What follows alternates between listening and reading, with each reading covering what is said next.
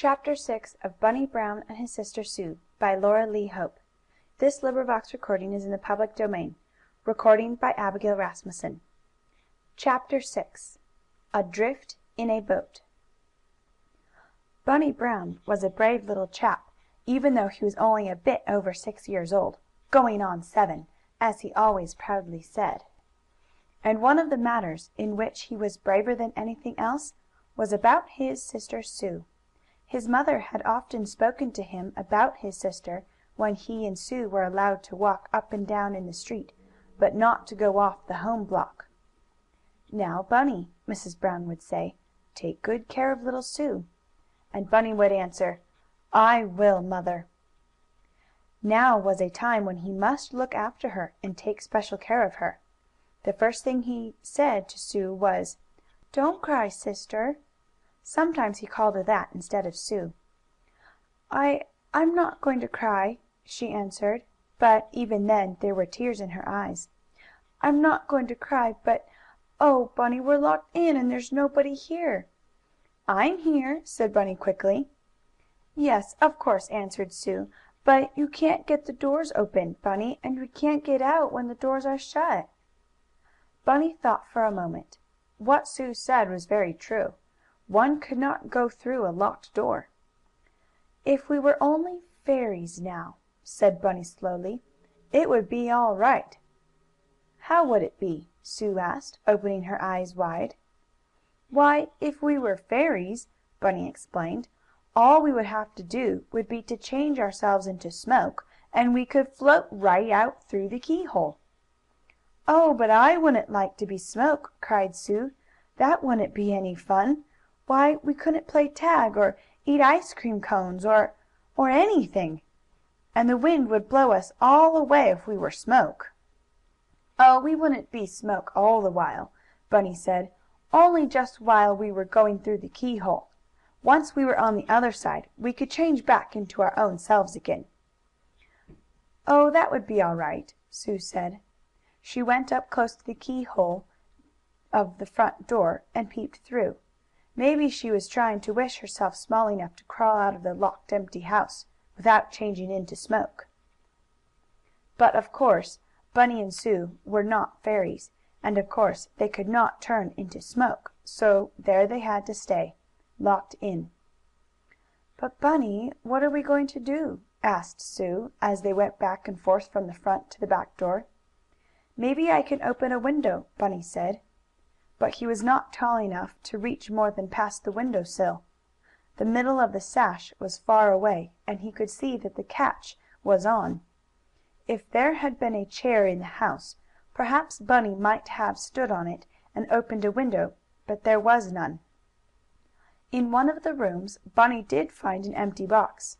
Moving this up to the window to stand on, he found he could reach the middle of the sash and turn the fastener. "Now if I can only push up the window, Sue!" he cried. "I'll help you," the little girl said. "Here's a stick. I can push with that." So, with Bunny standing on the box, and Sue on the floor, pushing with the stick, they tried to put the window in order to get out of the empty house. But the window would not go up, and all of a sudden Sue's stick slipped and banged against the glass. "Oh, look out!" cried Bunny. "You nearly broke it." "I didn't mean to." "No, but I guess we had better not try to raise the window.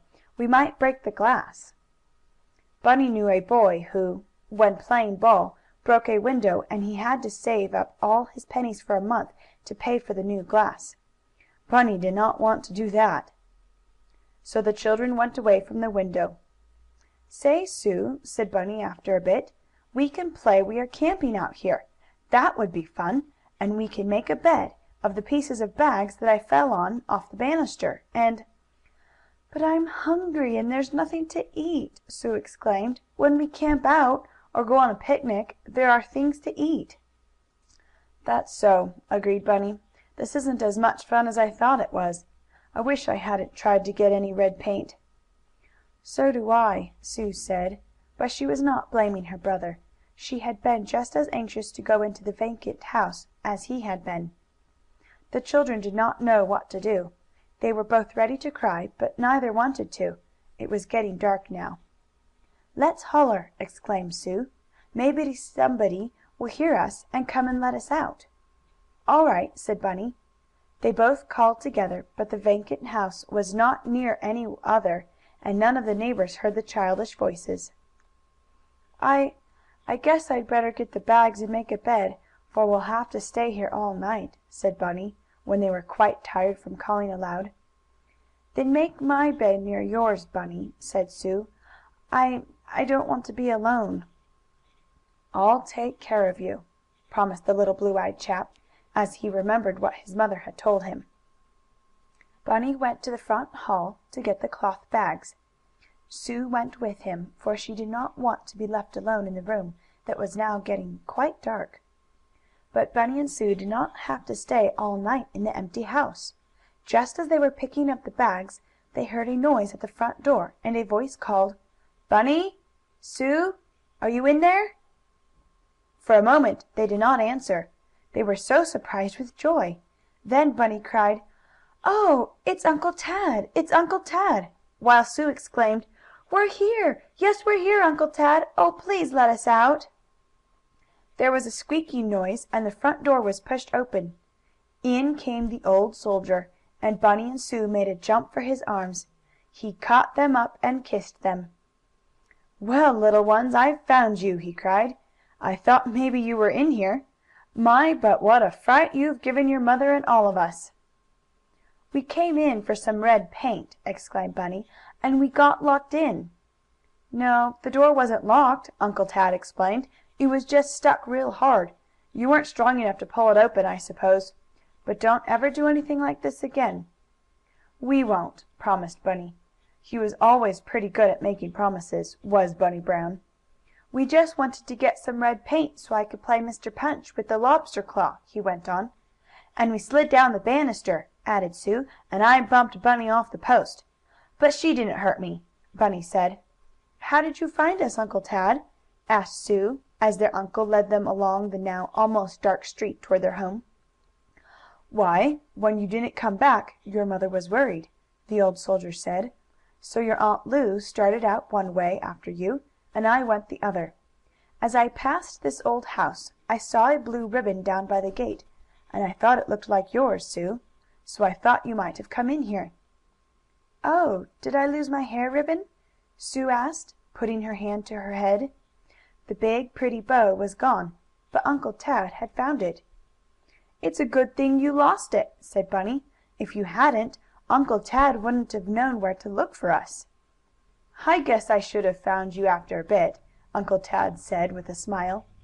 "But now we must hurry home, so the folks will know you are all right." And my, how Bunny and Sue were kissed and cuddled by their mother and Aunt Lu when Uncle Tad brought them back. "I was beginning to be afraid," said Mrs. Brown, "that you had gone down to the boat dock after I told you not to, and I was going to have your father and Bunker Blue look for you." "We didn't mean to get locked in, Mother," exclaimed Bunny. "It was the wind." "Well, don't go in empty houses again," Aunt Lu said. "Nope, never," promised Sue. "But we were looking for your ring, Aunt Lu, though we didn't find it."